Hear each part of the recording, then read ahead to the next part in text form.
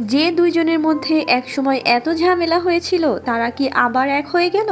ঠিক এমন প্রশ্নই এখন ঘটছে সামাজিক মাধ্যমে।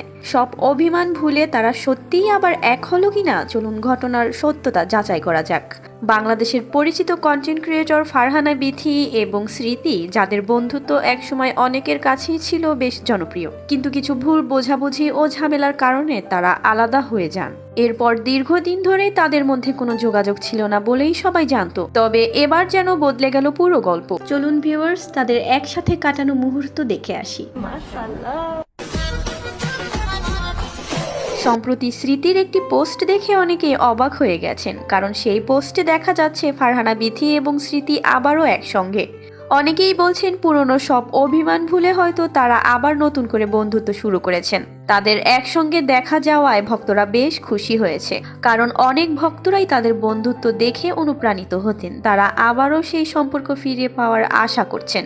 অবশ্য বাস্তবে তাদের মধ্যে কি কথা হয়েছে বা কিভাবে সব সমস্যার সমাধান হয়েছে সে বিষয়ে নিশ্চিত কোনো তথ্য এখনো প্রকাশ করা হয়নি। ভিউয়ার্স, আপনার কি মনে হয় ফারহানা বিথি এবং স্মৃতির এই নতুন শুরু কি এবার দীর্ঘস্থায়ী হবে, নাকি এটি শুধুই একটি মুহূর্তের পুনর্মিলন? আপনার মতামত অবশ্যই কমেন্টে জানাতে ভুলবেন না।